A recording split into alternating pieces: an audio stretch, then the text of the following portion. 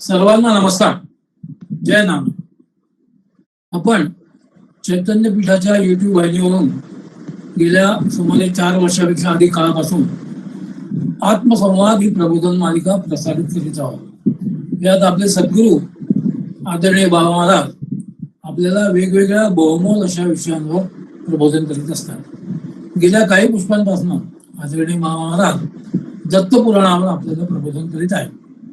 आत्मसंवादाच्या मागील पुष्पात आदरणीय बाबा महाराज दत्तपुराणातील पहिल्या अष्टकातील 8व्या अध्यायाबद्दल चिंतन करताना म्हणाले की असा हा संक्षेपाने अथर्वाने सांगितलेला योग इथे प्रकट केला आहे.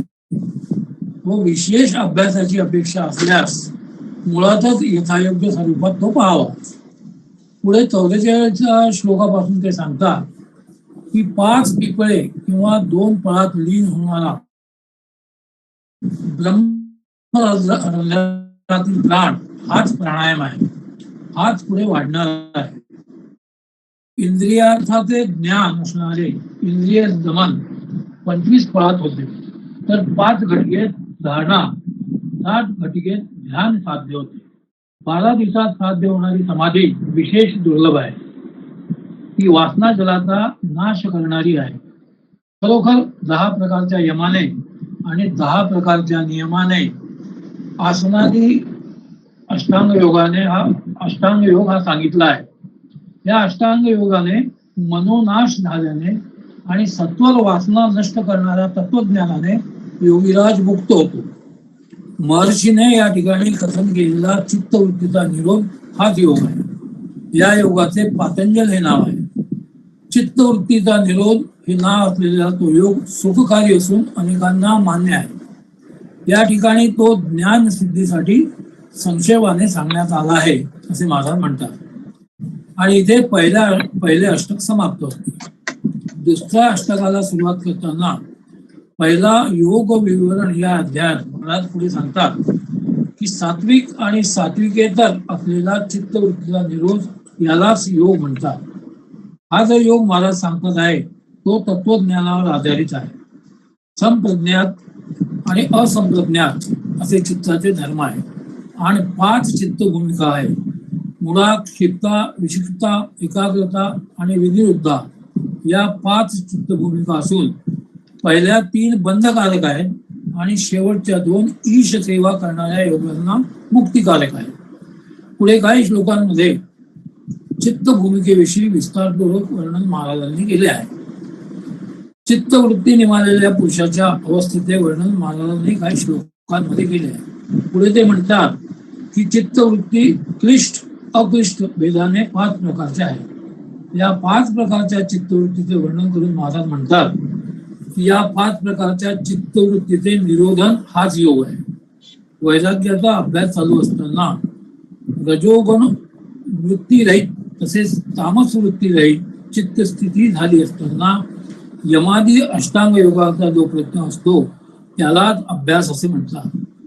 जो अभ्यास ब्रह्मचर्य आदी सत्कार्यादी बराच काळ चालू असता निर्विघ्न होऊन दृढ होतो. ब्रह्मचर्य, श्रद्धा, विद्या, तप आणि संस्कार आहेत. पुढे ते म्हणतात की चैतन्य 2 प्रकारचे आहे. यातील पहिले भेदामुळे भिन्न झालेले 4 प्रकारचे आहे. याविषयी महाराज विस्तारपूर्वक इथे माहिती देऊन म्हणतात की दुसरे वैराग्य वितर्क आदींनी साध्य होते. स्थूलाविषयी एकाग्र संपादन हा वितर्क म्हणजे स्थूलाविषयी एकाग्र संपादन हा वितर्क, अल्पाचे चिंतन हा विचार, स्थूलाविषयी प्राणीमात्रांचे प्रत्यक्ष विज्ञान हा आनंद, बुद्धीचे आत्म्याशी झालेले ऐक्य हाच अस्मिता नावाचा योग. या योगाच्या ध्यानामुळे वितर्कादी परिपक्व होतात. परिपक्व वितर्कादी त्रिपुटीने त्या वैराग्याशी अन्वय होतो. त्याला सप्रज्ञात म्हणतात. त्या वृत्तीचा अभाव असता प्रत्यय, वैराग्य यांचा अभ्यास, याचा संस्कार विशेष त्याला असंप्रज्ञात म्हणतात. तो सात्विक आहे. हा असंप्रज्ञात योग शरीर पडल्यावर होणाऱ्या स्वाभाविक लयाच्या पुनर्जन्मास कारण असतो.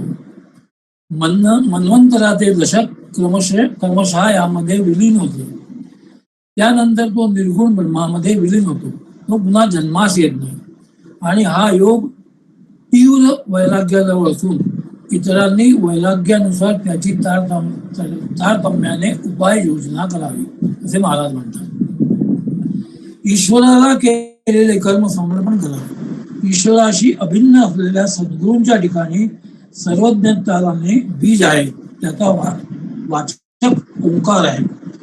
त्या ओंकाराने ईश्वर भावनारूप जप करा. त्या जपामुळे जीवात्मरूप चैतन्याचे ज्ञान होईल. त्या ज्ञानाने विघ्नाभाव होईल. ती विघ्ने व्याधी, जडता, भ्रमदृष्टी, प्रमाद, आळस, संशय ही आहे. त्याचा नाश हा सद्गुरु कृपेने आणि ईश्वर भक्तीनेच होतो. प्राणायामाने चित्ताची प्रसन्नता होते. ती शोकनाशक, प्रकाशक आणि चित्ताची प्रसन्नता वाढवणारी असते. किंवा विरक्ताचे चित्त स्थिर झाले असता, किंवा निद्रा, स्वप्न, ज्ञान याचा आधार चित्त झाले असता, किंवा अभिष्ट देवतेचे ध्यान करीत असता, किंवा स्थूलापासून अणुपर्यंत ध्यान करीत असता, अनायासे चित्ताला प्रसन्नता लाभते. मनाप्रमाणे ग्राह्य ग्रहण, ग्रहिता यामध्ये असलेले म्हणूनच चित्त क्षीण वृत्ती होते. त्या दोषाने युक्त असलेली समापत्ती सांगितलेली असून ती 4 प्रकारची आहे असे महाराज म्हणतात. व इथे स्वामींनी त्याचे वर्णन केले आहे. पुढे ते म्हणतात की निर्विचाराने चित्त स्वस्थ झाले असता अध्यात्म प्रसाद होतो, म्हणजे समाधी. त्यामुळे संस्कार होतात. तो संस्कार अन्यार्थ बाधक असतो. त्याचा निरोध केला असता सर्व प्रज्ञा निरोध होतो. त्यामुळे निर्वीज समाधी होते. त्या समाधीच्या सिद्धीसाठी क्रिया, तप, जप व देवपूजा क्लेश हारक आहेत. ते क्लेश 5 प्रकारचे असून अविद्या, अस्मिता, राग, द्वेष आणि त्याचा अभिनिवेश ही त्यांची नावे आहेत. अशा रीतीने 2ऱ्या अष्टकातील 1ल्या अध्यायाच्या 30व्या श्लोकापर्यंत आदरणीय महाराजांनी हा अध्याय अत्यंत सुंदररित्या समजावून सांगितला आणि आपल्या प्रबोधनाला त्यांनी सद्विराम दिला. महाराजांना विनंती करतो की त्यांनी आजच्या प्रबोधनाला सुरुवात करावी. नमस्कार.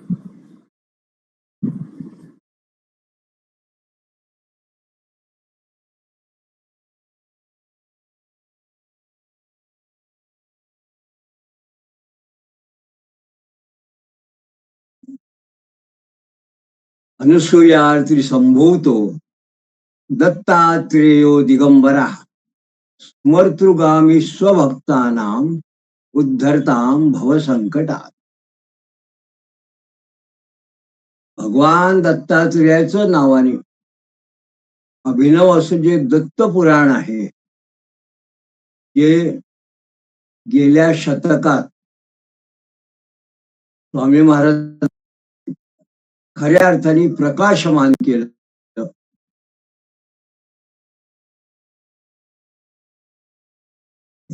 वैदिक वाङ्मयामध्ये विशेषतः पुराणांमध्ये अभिनव अशा या भगवान दत्तात्रेयाचं चरित्राचं वर्णन करणाऱ्या अशा या दत्त पुराणाचा प्रकाश केला. त्या दत्त पुराणाचा आपण मूळ संहिता अनुसार आपण परामर्श घेत आहोत. हा परामर्श घेत असताना स्वामी महाराजांची अत्यंत प्रौढ अशी जी भाषा, विशेषतः योग आणि तत्वज्ञान, त्याचबरोबर वेदांत, याच्याबद्दल त्यांची जी काही विचारसरणी आहे, हे एक अभिनव भाष्यच आहे. त्या भाष्याला आपण स्वसामर्थ्याने आपल्या शब्दात समजून घेण्याचा प्रयत्न करतो आहोत. याच अनुषंगाने गेल्या काही पुष्पात स्वामी महाराजांनी योगा संबंधित जे विचार प्रकट केले ते आपण श्रवण केले, त्याच्यावर चिंतनही केलं. आज आपण त्या योग विशिष्ट दत्तपुराणाच्या 2य अष्टकातल्या 30व्या श्लोकापासून पुढे आपण सुरुवात करतो आहोत.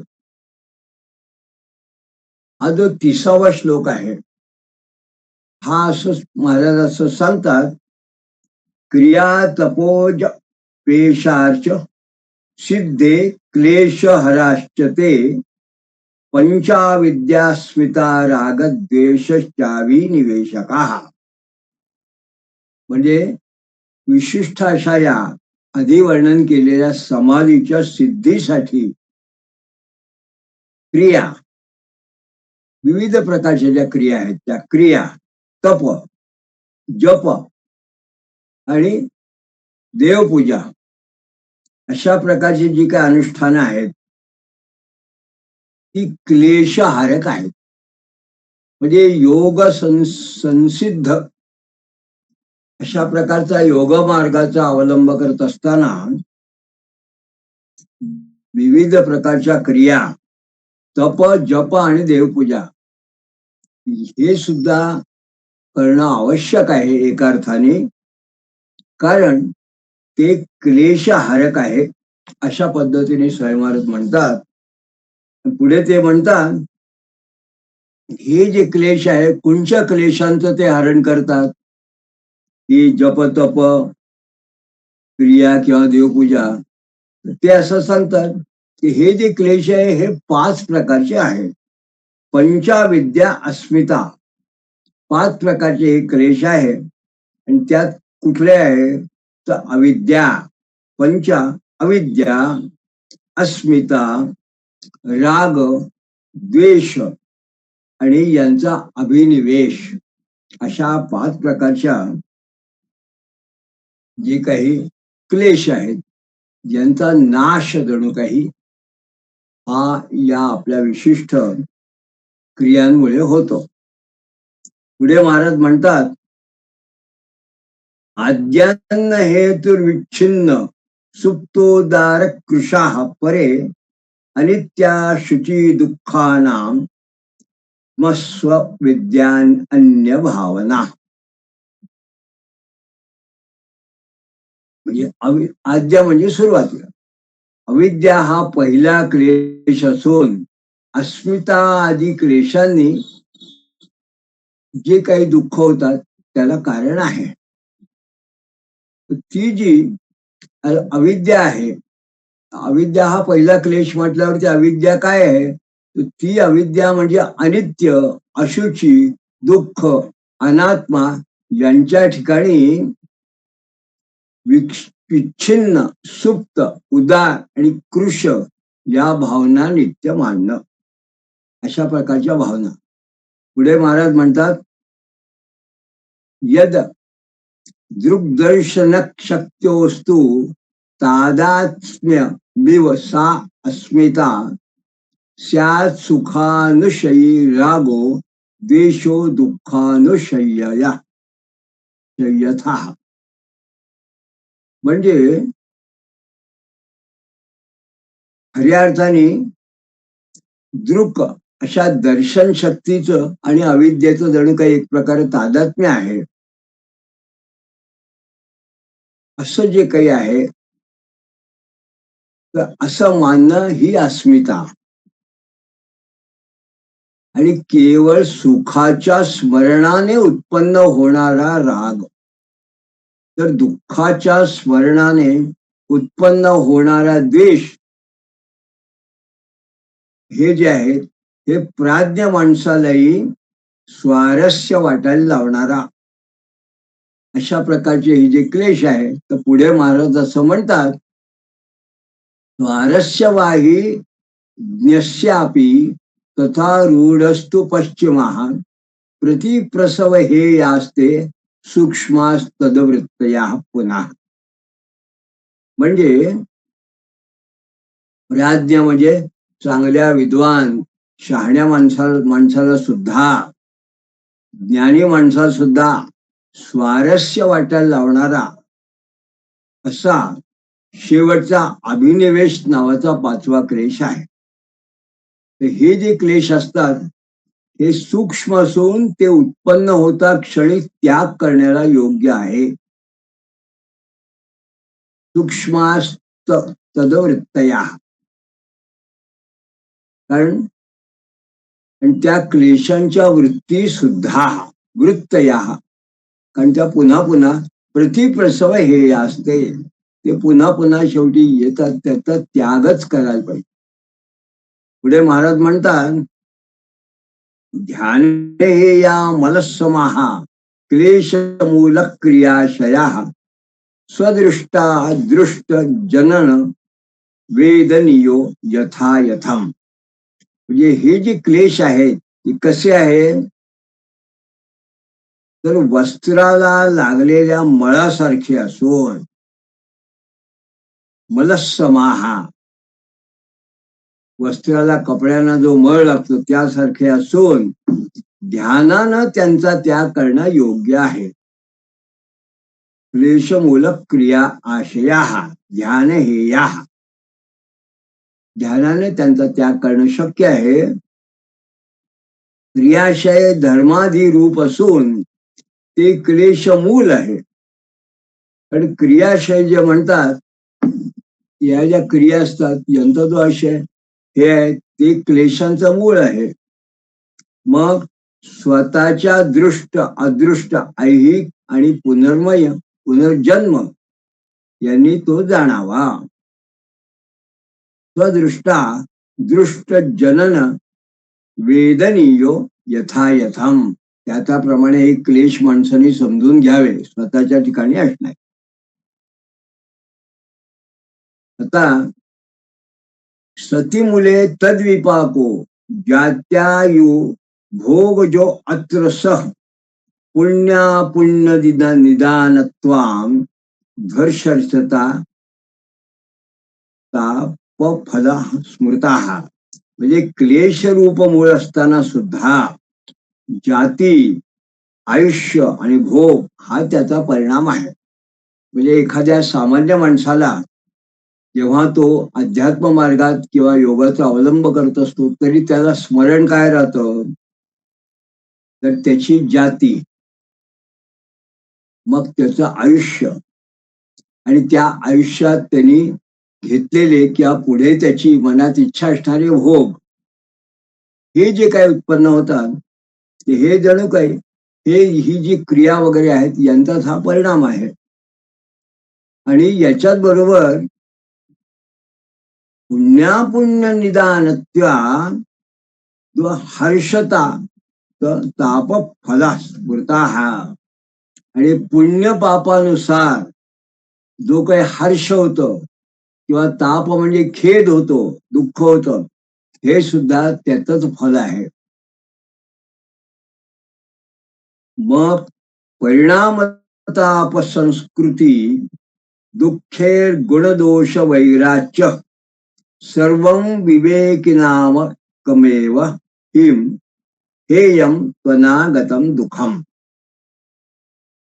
म्हणजे परिणाम, ताप, संस्कार, संस्कृती म्हणजे संस्कार, आणि दुःखांनी आणि गुणदोषांच्या विरोधामुळे विवेकी लोकांना विषय सुख हे सुद्धा दुःखकारकच आहे. पण जे विवेकी लोक ज्यांना अध्यात्म मार्गात वाटचाल करायची आहे, योगाचा अवलंब करायचा आहे, वेदांताचा खऱ्या अर्थाने जाणून घेण्याकरता जे मुमुक्ष या मार्गावर वाटचाल करतात आहे, त्या लोकांना एका अर्थाने महाराज असं म्हणतात की अशा विवेकी लोकांना विषय सुख सुद्धा दुःखकारक आहे. म्हणून हे विषय सुख सुद्धा जे आहे ते प्राप्त होण्यापूर्वीच त्याचाही त्याग करावा. सर्वं विवेकिना मग एकमेवम ही हेयम, अशा पद्धतीने ते म्हणतात की विवेकी लोकांना हे एकमेव जे आहे विषय सुख याचाही त्यांनी त्याग करावा. हेयम त्वनागतम दुःखम, त्याच्यामुळे दुःखाची उत्पत्ती होते. पुढे ते महाराज म्हणतात, द्रष्टू दृश्यो हेय हेतु संयोगो दृश्यमत्र तू क्रिया प्रकाश संबद्ध शील भूतेंद्रियात्मकम. म्हणजे द्रष्टा आणि दृश्य म्हणजे भोक्ता आणि भोग्य यांचा संयोग हा त्यागाला खऱ्या अर्थाने कारण आहे. आणि दृश्य हे क्रिया प्रकाश संबंध रूप असून भूतेंद्रियात्मक आहे. तर अशा पद्धतीने जणू काही हे सगळं आपण विषयादी भोग वगैरे हे सगळं आपण बघतो. तर हे काय आहे? ते दृश्य जे दिसतं तर हे काय आहे? तर याचं मूळ काय आहे? तर हे क्रिया प्रकाश आणि संबंध याचा जणू काही एक प्रकारचं याचा अभिनिवेश अशा पद्धतीने एकत्रीकरण असून हे भूत इंद्रियात्मक आहे. हे पंचमहाभूत सूक्ष्म महाभूत पंच ज्ञानेंद्रिय कर्मेंद्रिय यांच्यामुळे उत्पन्न होणार आहे. आणि त्याच्यामुळे हे दृश्य क्रिया आणि प्रकाश यांच्या सगळ्याच्या समन्वयामुळे हे सगळं आपल्याला लक्षात येतं. प्रमाद भोगापवर्गार्थम गुणपर्वत चतुष्टयम विशेष सामान्य लिंग मात्रा लिंगाने चेतीही.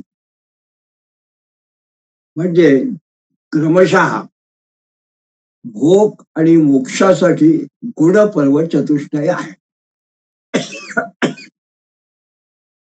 त्यामध्ये शब्दादी पंचतन्मात्रा सामान्य आकाशादी रूप विशेष महत्त्व आणि लिंग मात्रा हे गुणपर्वत चतुष्टय आहे. या ठिकाणी महाराजांनी वेगळ्या पद्धतीने आता वेदांत पद्धतीने हा विषय सांगायला सुरुवात केली. ते सांगतात की भोग आणि मोक्षासाठी एक प्रकारचं गुण आणि पर्व असं एक प्रकारचं जी चतुष्टय आहे याचाही विचार करता येतो. किंबहुना केला पाहिजे. काय आहे हे जे चतुष्टय याच्यात शब्दादी पंचतन्मात्रास सामान्य आणि आकाशादी रूपविशेष याच्यात बरोबर महत्त्व आणि लिंग मात्रा असे हे चार प्रकारचे गुण पर्व चतुष्टय आहे. पुढे महाराज म्हणतात द्रष्टा चिन्मात्र शुद्धो अपि प्रत्ययेनानुपश्यवत दृश्यम तु द्रष्टुभोगार्थम कृतार्थस्याप्य दृश्यकम. म्हणजे दृष्टा पुरुष द्रष्टा म्हणजे दृष्टा पुरुष हा चिन्मात्र शुद्धो अपि चिन्मात्र आणि शुद्ध असूनही प्रत्ययाने अलिप्त असत असतो. प्रत्ययेना अनुपश्यवत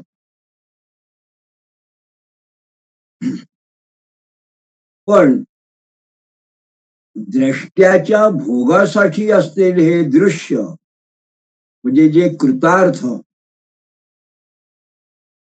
जे काही भोग आहेत तर असा जो माणूस आहे त्याला हे दृश्य म्हणजे हे जे काही भोग आहे जे दिसतात हे त्याच्याकरता कसे आहेत तर कृतार्थ कृतकृत्य झालेल्या माणसाला अदृश्यच असल्यासारखे आहे. म्हणून दृश्यम तु द्रष्टुभोगार्थ कृतार्थस्या अप्यदृश्यकम अदृश्यकम.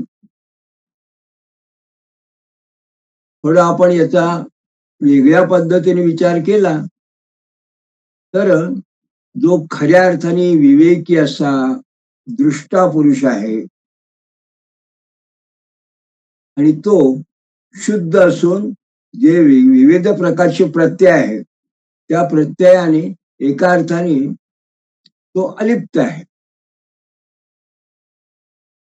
म्हणून त्याच्या ठिकाणी असणारे हे जे काही दृश्य अशा पद्धतीचे काही भोगादी वगैरे आहेत हे काय हे दृश्य आहे.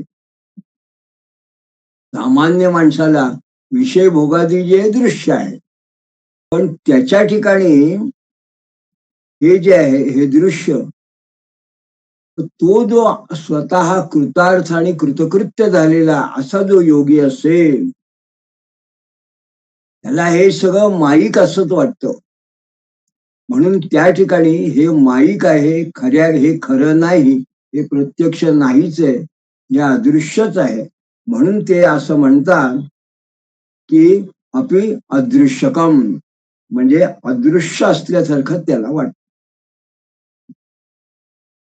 आणि पुढे मग महाराज असं म्हणतात, दृश्यम तदन्य सामान्य तत्प्रत्येके अमृतम स्वतः संयोगा सस्वामी शक्ती स्वरूप प्राप्ती हेतुका. म्हणजे अशा पद्धतीने ज्याचा अनुभव आहे तोच मुक्त, अन्यथा असा मुक्त होत नाही, असं या ठिकाणी महाराजांना सांगायचं आहे. म्हणून ते असं म्हणतात, दृश्यम तदन अन्य सामान्य तत्प्रत्येके मृतम स्वतः. म्हणजे सामान्य माणसाला जे दृश्य आहे ते त्याच्या दृष्टीने असामान्य म्हणजे अदृश्य आहे असा ज्यांनी अनुभव घेतला आहे, किंबहुना हे जे माईक असं जे जगाचे व्यवहार आहे हे ज्यांनी ओळखले असून तो याच्या पलीकडे आहे, तोच खरा मुक्त आहे, असं या ठिकाणी महाराजांना सांगायचं आहे. आणि भोक्ता आणि भोग्य यांचा संयोग आहे हा त्या स्वरूपाच्या प्राप्तीला कारणीभूत आहे. तर संयोगा स्वस्वास्य विशेष शक्ती स्वरूप प्राप्ती हेतुका. म्हणजे भोक्ता आणि भोग्य यांचा संयोग अशा पद्धतीने जर का झाला तर हा त्या स्वरूपाच्या प्राप्तीला कारणीभूत आहे. याच्यामुळे अशी अवस्था होते.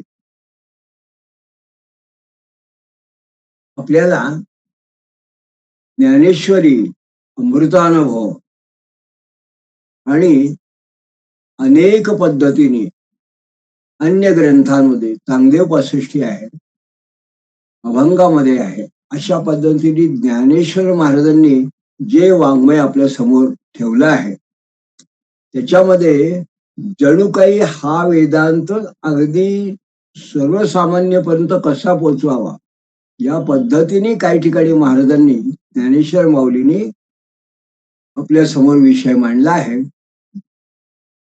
म्हणून केवळ 2 ओवी या ठिकाणी मी मुद्दाम उद्धृत करतो.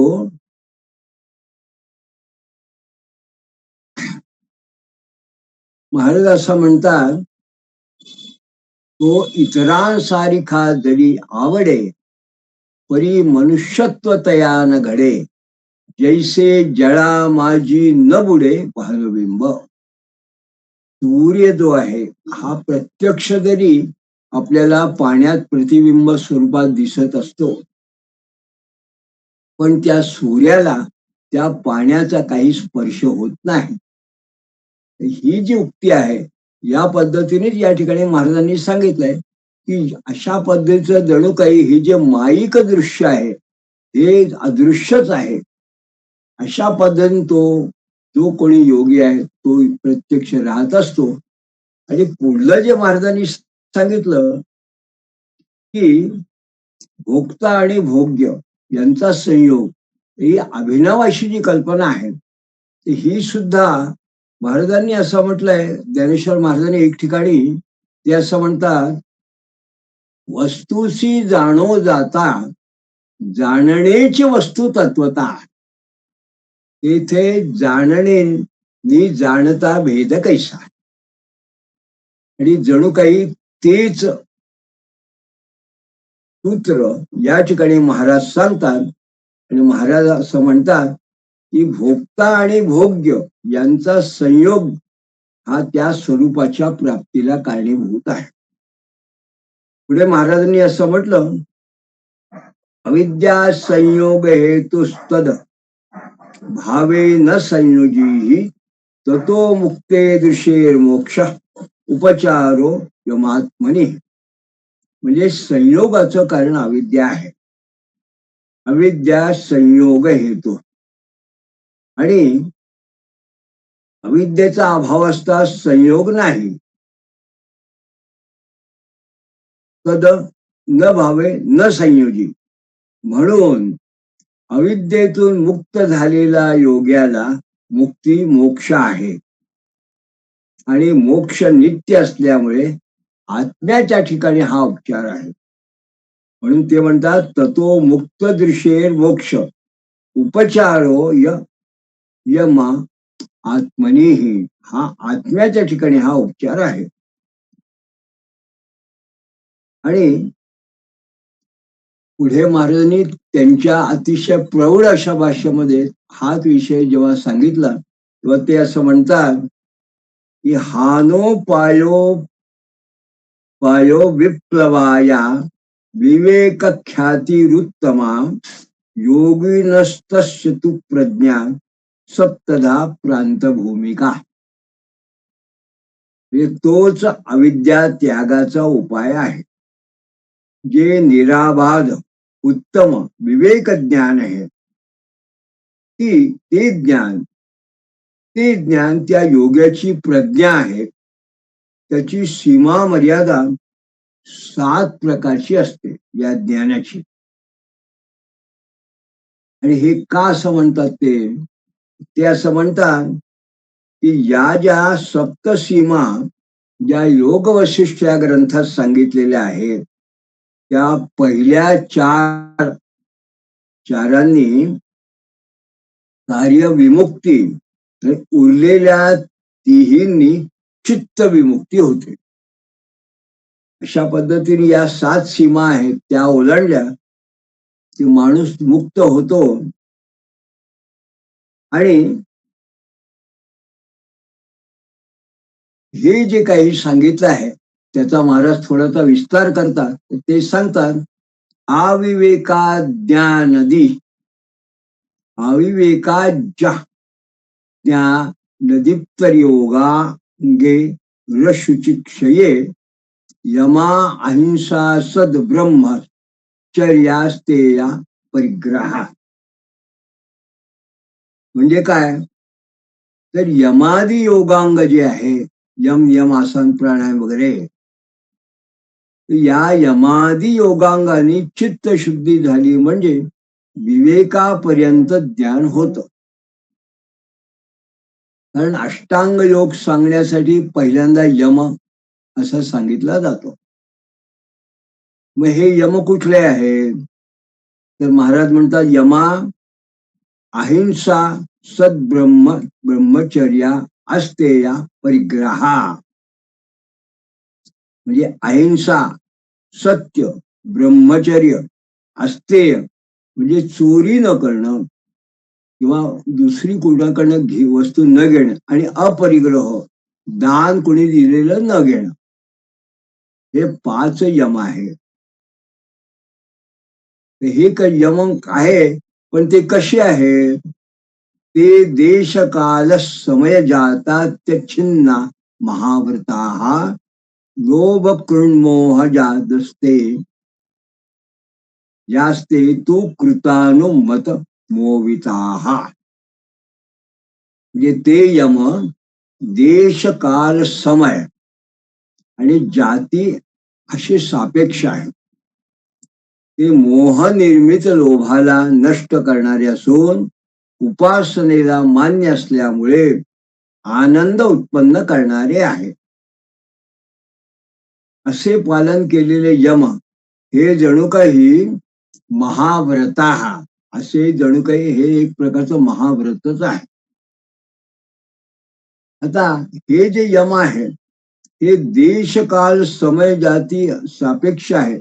याचा अर्थ काय तर तीर्थक्षेत्रात हिंसा करू नये, श्राद्धादिकांच्या वेळी हिंसा वर्ज्य आहे, गायीची हिंसा करू नये, याप्रमाणे अहिंसाधिक यमांचे पालन केले की ते मग महाव्रतांसारखे होतात. पुढे महाराज दुसरा जो भाग आहे तो नियम सांगतात. म्हणून ते असं म्हणतात की दुःख ज्ञानानंत फला मृदू मध्याधिक मात्र का नियमा शौच संतोष देव भक्ती पांसितो. म्हणजे शौच, संतोष, देव भक्ती आणि तप हे 5 नियम असून ते दुःख आणि ज्ञान यांचं फल देणारे आहेत. कुठले कुठले? शौच म्हणजे शुची, शुद्धता करणे, कुठल्या न कुठल्या निमित्ताने मनाची, इंद्रियांची, शरीराची शुद्धता करणे, मनाच्या ठिकाणी संतोष राहणे, संतोष वृत्तीने राहणे, आणि देवांची भक्ती आणि तप हे 5 नियम आहेत. ते दुःख आणि ज्ञान यांच्या जो काही उपसर्ग असतो त्याला चांगलं फल देणारे आहेत. आणि मात्र महाराज असं म्हणतात त्यांचं पालन करणं सोपं असलं तरी थोडासा माणसाला मानसिक त्रास होतो. नियमा शौच संतोषो देव भक्ती पासितू दुःख ज्ञानांत अनंत फला. दुःख ज्ञाना वगैरे ते अनंत अशा प्रकारे पुण्यकारक फल देणार जरी असलं तरी थोडाफार प्रमाणात हे जर का पालन करायचे असतील नियम तर त्रास होतो. म्हणून महाराजांनी असं या ठिकाणी एक विशेष वाक्य टाकलं. ते म्हणतात मृदू मध्याधिक मात्र का. थोडाफार त्रास माणसाला होतो. आता वितर्क भावने चिंत्यम प्रतिपक्ष विभावनम स्वाग्रे वैरम हिंसाया सत्ये सिद्धे फलागमा. म्हणजे हिंसादीच्या विषयी कल्पना जर केल्या तर त्याच्या प्रतिपक्षाचा विचार करणे हे अहिंसाधिकाचे रूप आहे. म्हणजे या ठिकाणी महाराजांना असं सांगायचं की हिंसा किंवा अहिंसा ही कशी आहे तर स्वतःच्या ठिकाणी प्रतिष्ठित कशी करणं हे महत्वाचं आहे.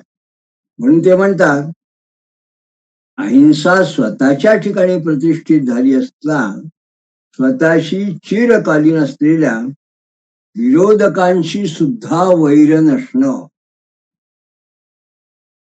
म्हणजे ही एक प्रकारची अहिंसा आहे.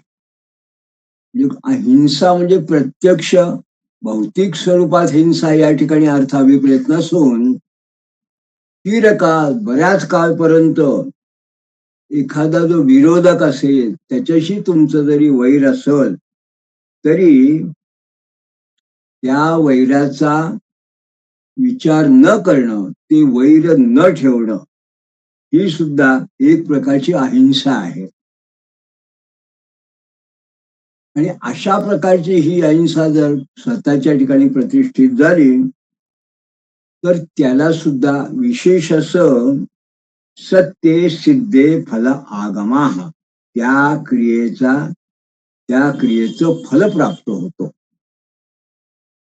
पुढे महाराजांनी म्हटलं वीर्यम वर्णित्वेस्ते यथार्थ गमोन्ते जन्म वेदनम शौचास्त्वांग जुगुप्सान्यास संसर्गस्त्वान्यंतराम लघु. याचा काय तर ब्रह्मचर्याचं पालन केलं असता, ब्रह्मचर्य म्हणून एखादं जेव्हा यती संन्यासी योगी याचं पालन करत असतो तेव्हा वीर्य लाभ, कोणाचंही धनापहरण केलं नसता सर्व प्रकारच्या धनाचा लाभ,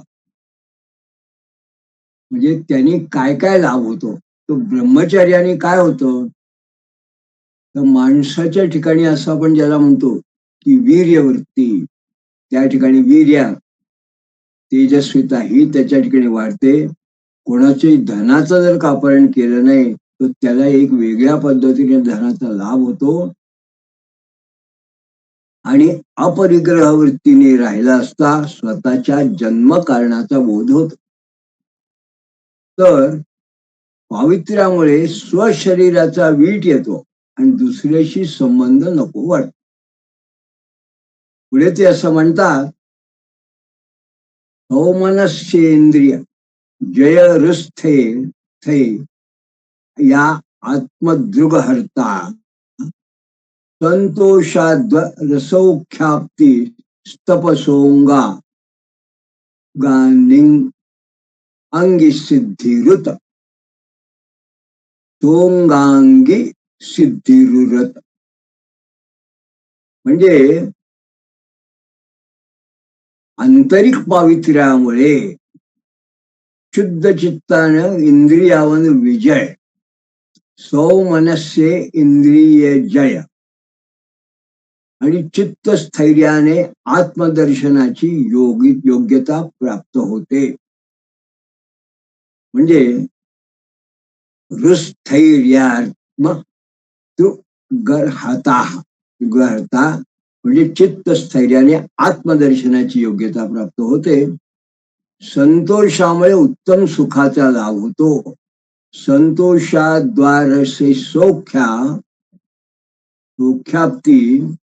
आणि तपश्चर्येची सिद्धी झाली असता शरीर आणि इंद्रिय यांची सिद्धी येते. तपसो अंगांगी सिद्धिरुत. तपश्चर्येने शरीर आणि इंद्रिय यांच्यावर जे नियंत्रण आहे आणि त्यामुळे प्राप्त होणार सिद्धी या प्राप्त होतात. स्वाध्यायादिष्ट देवाप्ती समाधी देव भक्तिता आस्था स्थिर सुखम यज्ञ वीरामान शेष चिंतया. म्हणजे सिद्ध प्रणवादिकाच्या म्हणजे ओंकाराच्या स्वाध्यायाने इष्टदेवतेची प्राप्ती होते. स्वाध्याया इष्टदेव प्राप्ती आणि देवभक्तीने समाधी लावता येते. समाधी देवभक्तिता, देवभक्तीने समाधी लावता येते, ती सिद्ध होते. आणि मग पुढे काय, तर आस्था स्थिर सुखम आणि दृढ प्रयत्नामुळे ध्यानामुळे आसन स्थैर्याचे सुख प्राप्त होत. अशा पद्धतीने जेव्हा महाराज आता त्या या योगाच्या बरोबर विशिष्ट प्रकारच्या यमनियम अस्थिय ब्रह्मचर्य वगैरे ही जी काही आसन वगैरे आहे याचा जेव्हा विचार करतात तेव्हा ते जे सांगतात तेव्हा ते असं म्हणतात, द्वंद्वाभावस्ततोथा स्वायामो वायुर्गती क्षती रेचके पूरके कुंभे देश काल प्रमाणतः.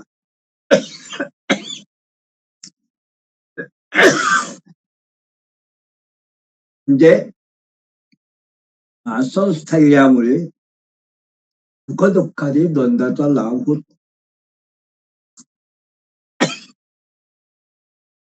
किंबहुना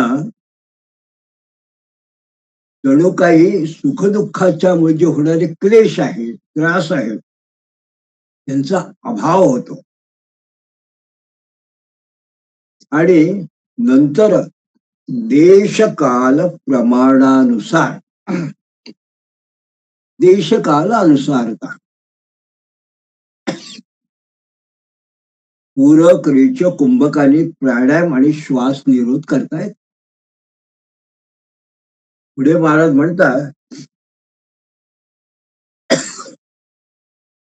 दीर्घा परिवृढा सूक्ष्मस्त्रिय एते चतुर्थका बाह्यांतर विषयाक्षेपी ततसत्वा वृत्ती क्षती. याचा अर्थ काय, प्राणायाम हा दीर्घ परिवृढ सूक्ष्म आणि बाह्यांत विषयाक्षेपक असा 4 प्रकारचा आहे. कसा,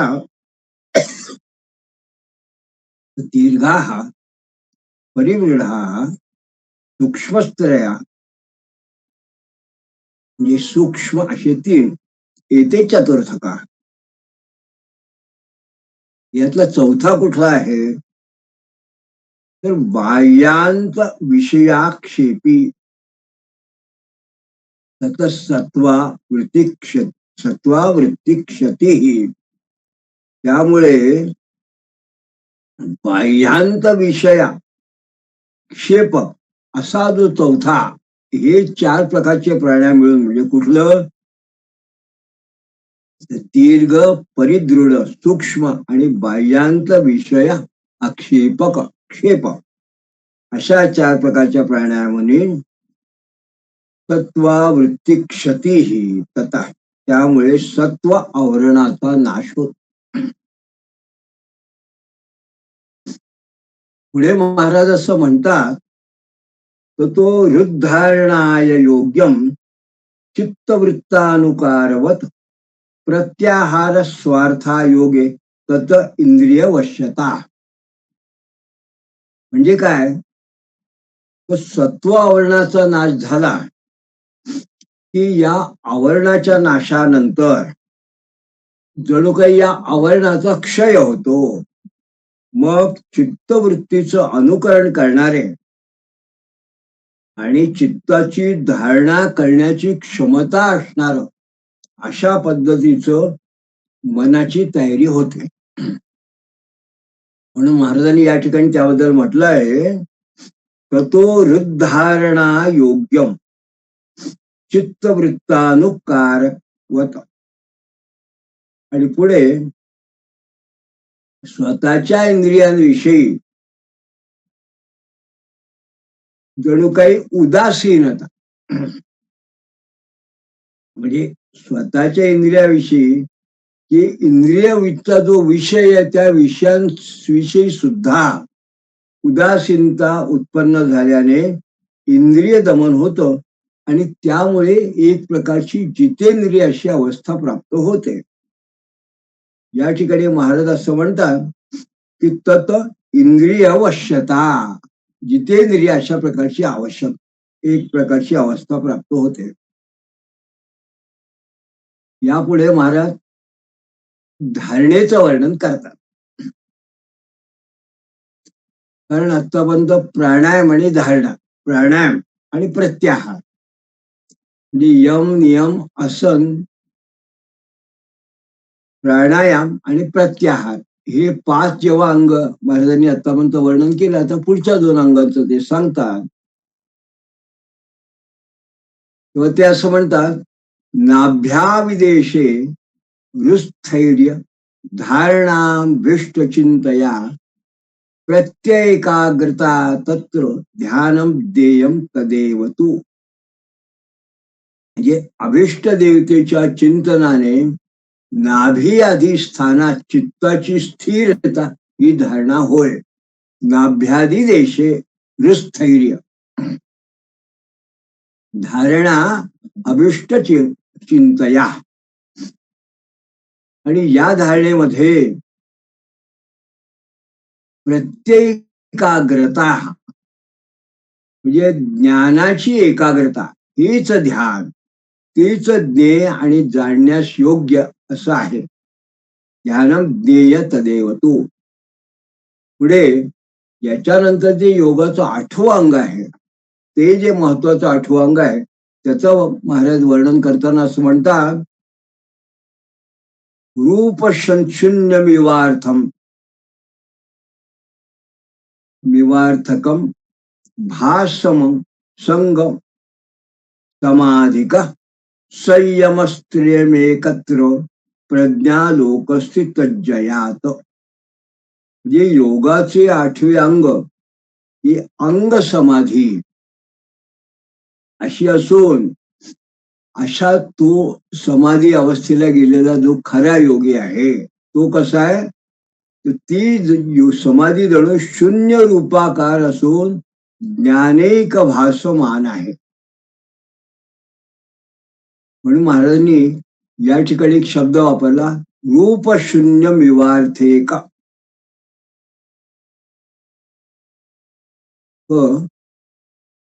समाधिक, अंग समाधिक, म्हणून त्याला विशेष अंग समाधी हा शब्द या ठिकाणी महाराजांनी प्रयुक्त केला. आता धारणा, ध्यान आणि ज्ञेय किंवा ध्येय या तिन्हींची एकरूपता म्हणजे संयम. मग या संयमावर जय मिळाला असता ज्ञानाचा अनुभव येतो. म्हणून महाराज असं म्हणतात, संयम स्त्रेम एकत्र प्रज्ञा लोक असतो तज्जयात. म्हणजे याचा कशाचा जय? तर धारणा, ध्यान आणि ध्येय किंवा ज्ञेय या तिन्हींची एकरूपता, या तिन्हींची एकरूपताचा जर अनुभव एखाद्या योग्याला आला म्हणजे त्याला संयम अवस्था प्राप्त होते. आणि मग ही संयम अवस्था त्याला प्राप्त झाली की मग मात्र खऱ्या अर्थाने त्याला ज्ञानाचा अनुभव येतो. आणि मग शेवटी महाराज असं म्हणतात, विनियोगस्तस्य भूमीश्व अंतरंगमिदं त्रयं बहिरंगम स्वबीजस्य सिद्धी व क्लेश ऋत्सच. ही जी अवस्था आहे याचा उपयोग अनेक ठिकाणी होतो, अनेक स्थानी होतो. तसा तर यमादी चतुष्टय हे बहिरंग असून संयम हा अंतरंग आहे. आणि संयम जो आहे हा अंतरंगातला हा सिद्धी देणारा आणि क्लेशहरण करणारा आहे. अंतरंग विदम अशा पद्धतीचा हा जो आहे सिद्धिद क्लेश ऋत्सच, क्लेशहरण करणारा. अशा पद्धतीने स्वामी महाराज जेव्हा योगासंबंधी एक अतिशय आगळ्या वेगळ्या अशा पद्धतीने जेव्हा वर्णन करतात तेव्हा हे वर्णन करत असताना त्यांनी सहज मुमुक्षु असे जे साधक असतील असा जो एक वर्ग आहे ज्यांना खरोखर अध्यात्मशास्त्रात, योगशास्त्रात, विज्ञान शास्त्रात हे जे विज्ञान आहे, अध्यात्माचं विज्ञान, योगाचं विशिष्ट ज्ञान विज्ञान आहे, त्या मार्गात ज्या एखाद्याला प्रवेश करायचा असेल, वाटचाल करायची असेल, त्या कुठल्याही साधकाविषयी महाराजांनी एक अत्यंत उत्तम असा उल्लेख केलेला या ठिकाणी आपल्याला दिसून येतो. आणि हा जो उल्लेख आहे हा प्रत्येकाने जणू काही चिंतन करावं असा आहे. का तर तो या करता आहे की महाराजांनी त्या ठिकाणी कोणी या योगाची आराधना करावी, त्याच्याकरता योग्य कोण, अयोग्य कोण अशा पद्धतीने विचार न करता एक वेगळ्या पद्धतीने महाराजांनी त्या ठिकाणी प्रमाण सांगितलं आहे, सूत्र सांगितलं आहे. या दुसऱ्या अष्टकातल्या दुसऱ्या अध्यायातला जो पहिला श्लोक आहे त्या श्लोकात महाराज असं म्हणतात, सुषुम्नाज्ञो नर स्त्री वा युवा बालो जरन्ना अपि योगाभ्यासेधिकारी ह्यादभ्यासा सिद्धी भागपी. म्हणजे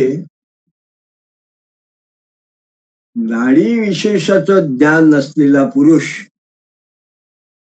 ज्याला इडा पिंगला सुषुम्ना वगैरे हे काही माहिती नाही आहे, तो नराहा, अज्ञ नराहा. स्त्री, एखादी स्त्री वा युवा, तरुण, बालो, लहान, वृद्ध सुद्धा, जरन अपि, वृद्ध लोक सुद्धा या योगाचा अधिकारी होऊ शकतो. योगाभ्यासे अधिकारी आणि अभ्यासाने अशा साधकाला योगसिद्धीचं फलही प्राप्त होऊ शकतं.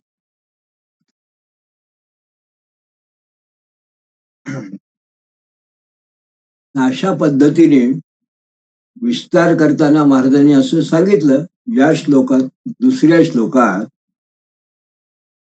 की सर्वेप्याश्रमिणो वर्णा योगाभ्यासेधिकारिणा भिक्षुर्विशेषान्नियतम ब्रह्मचर्यादि तस्य यत. म्हणजे चारही वर्णाचे ब्राह्मण, क्षत्रिय, वैश्य आणि शूद्र तसे चारही आश्रमातील लोक योगाभ्यासाचे अधिकारी आहेत.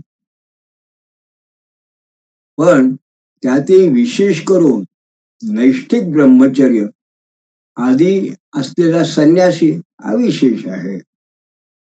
अशा पद्धतीने स्वामी महाराजांनी योगाचं वर्णन करत असताना हा योग ज्यांना महाराजांनी सांगितलं तेव्हा हा योग करत असताना शेवटी आज आपण असं बघितलं की या विशिष्ट योगा संबंधीचा जेव्हा स्वामी महाराजांनी एक प्रकारे उपसंहार केला, म्हणजे पुढे सुद्धा अनेक ठिकाणी महाराजांनी योगाचं वर्णन केलं आहे, पण आजच्या पुष्पाचा आपण उपसंहार करताना असं म्हणतो की महाराजांनी विशेष असं सांगितलं की या योगाचं वर्णन केलंय ते जरी त्यांनी अत्यंत प्रौढ अशा त्यांच्या भाषेमध्ये, ज्याला विद्वत भोग्य, अत्यंत वेदांतानुसारी प्रमाणयुक्त पण क्लिष्ट काही प्रमाणात अशा भाषेत जरी वर्णन केल्या तरी सगळ्यात शेवटी त्यांनी मात्र असं सांगितलं की चारही वर्णाचा कुणीही व्यक्ती, विशेषतः तो स्त्री असो, पुरुष असो, बाल असो, वृद्ध असो, कुणालाही तरुण असो, प्रत्येकाला या पद्धतीचा हा योगाभ्यास जो स्वामी महाराजांनी सांगितला हा करण्याचा अधिकार आहे. आणि पुढे महाराज याच योगा संबंधी काय सांगतात ते आपण या नंतरच्या पुढल्या पुष्पात आपण बघणार आहोत. तोपर्यंत इथेच आपण आजच्या या पुष्पात आपल्या चिंतनाला विराम देतो आहोत. अवधूत चिंतन श्री गुरुदेव दत्त.